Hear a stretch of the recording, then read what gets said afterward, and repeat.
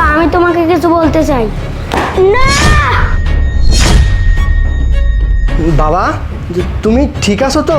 বাবা আমি একদমই ঠিক নেই। আচ্ছা বাবা, তোমার যদি কোনো সমস্যা হয়ে থাকে তুমি আমাকে বলো, আমি এখনই বাড়িতে চলে আসতেছি। না না বাবা, আমি একদমই ঠিক আছি, তুমি আমার জন্য কোনো টেনশন করো না। আচ্ছা বাবা, তোমার মুখে ওইসব রক্তের দাগের মতো কিসের দাগ? বাবা এই যে এখানে এখানে একটু পড়ে গিয়ে ব্যথা লাগছিল। ও আচ্ছা। আচ্ছা তোমার মা কোথায়? আম্মু আম্মু আমার সাথেই আছে। তোমার মা মনে হয় তোমার ঠিক মতো খেয়াল রাখে না, তাই না? বাবা আম্মু না তোমাকে ঠকাচ্ছে। হ্যাঁ, আমি তো এইখানেই আছি, তুমি বলো। বাবা বাবা মা তোমাকে ঠকাচ্ছে, আমাকে মারছে। একদম চুপ, একটা কথা বলবে না। মা আমার লাগছে। তো চুপ, এসে তুই বেড়ে গেছিস তাই না? তুই তোর বাবাকে সবকিছু বলে দিবি, তুই বাঁচলে তো তোর বাবাকে সবকিছু বলবি। তোর বাবা 6 মাসের আগেও বাসায় আসবে না, আর এই 6 মাসের আগে তো তোকে আমি মেরেই ফেলবো, তুই আর জীবিতও থাকবি না, ঠিক আছে?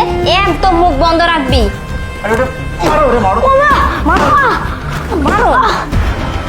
এই শোনো না, হয়েছে, চলো আমরা রুমে যাই, চলো। ঠিক আছে চলো।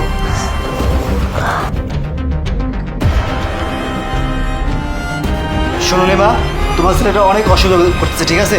ওকে আমি কিন্তু জানে মেরে দেবো। আরে তুমি কি বলতেছো, পাগল হয়ে গেছো? ওকে কেন মারবা? আর ওকে মেরে গেলে তো সব কিছুই আমাদের শেষ। আরে তুমি বুঝতেছো না, নয়ন তো যত সয় সম্পত্তি আছে ওর, ও তো আশিকের নামে দিয়ে দিছে, এর জন্যই তো ওকে মারা যাবে না, বুঝতে পারছো? আরে ওকে মারা যাবে না, সম্পত্তি তাহলে পাবো না, তাই তো? বুঝতে পারছি বিষয়টা, কিন্তু শোনো ওকে না মারলে তো হচ্ছে না। ও দেখো আমি যে এই জায়গাতে আসি, ও তো সব কিছু বলে দিবে। আরে না না, ও কোনো কিছুই বলতে পারবে না, দেখতেছো না ওকে কি হারে মার মারে, ও কিভাবে বলবে? ও কোনোভাবেই কোনো কিছু বলবে না, ও একদম চুপ আছে, ঠিক আছে? আর তুমি এত চিন্তা করো না, আস্তে ধীরে যেভাবে হোক নয়নের কাছ থেকে সম্পত্তিগুলো তোমার নামে লিখে নিতে হবে।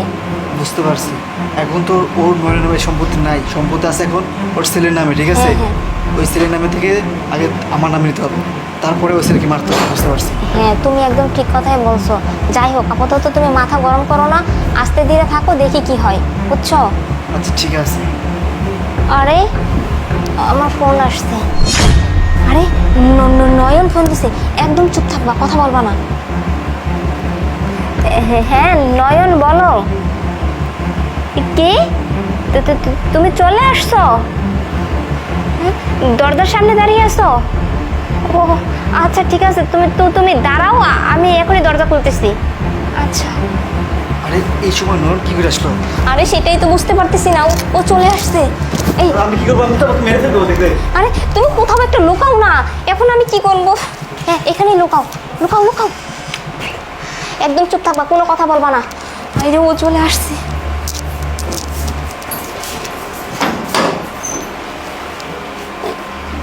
নয়ন, তুমি চলে আসছো? সারপ্রাইজ! কেমন আছো তুমি? এই তো খুব ভালো আছি। তুমি আসবে, আমাকে ফোন দিবা না? হ্যাঁ আমি আসছি, তোমাকে ফোন দিই নাই, কিন্তু জানো আমি একটা জাদু জানি। জাদু? কি জাদু জানো তুমি আবার? আমি জাদু দিয়ে তোমার বয়ফ্রেন্ডকে না এখানে নিয়ে আসতে পারি, জানো? বয়ফ্রেন্ড? তুমি আবল তাবল কি বলতেছো? আমার আবার কোথা থেকে বয়ফ্রেন্ড আসবে? তোমার বয়ফ্রেন্ড নেই? না। আচ্ছা ঠিক আছে, আসো। ও ছু মান্তার ছু, আসো তোমার দেখাচ্ছি তোমার বয়ফ্রেন্ড কোথায় আসে। এই তুমি কি পাগল হয়ে গেছো নাকি? কি আবল তাবল কথা বলতেছে এসেই? আসো আসো, আমি দেখাচ্ছি, আসো। চিলাচিলি করার কিছু নেই, এই যে দেখো এখন বের হবে। সরো সরো সরো সরো। আরে এই এই যে বের হচ্ছে। সরো সরো সরো, বেরো বেরো বেরো বেরো বেরো বেরো, বাইরে এসো, বাইরে। বাইরে আয়, বাইরে আয়। এদিকে ঘুর, আমাদের ঘুর, এদিকে আয়। তুই আমার এই ছোট্ট ছেলেটাকে মেরে চেহারার কি অবস্থা করছিস? কিরে, তুই এই ছেলেটাকে বাড়িতে ডেকে নিয়ে এসে আমার এই ছোট্ট ছেলেটাকে মারতে মারতে এই অবস্থা করছিস, তাই না? তোর মতন কাল লাগনি ডাইনি কোথায় আছে রে? আমি ওইখানে অফিসে বসে সব বুঝতে পারছি, আমি কিচ্ছু বুঝি না। সম্পত্তির লোভে এসব করিস না।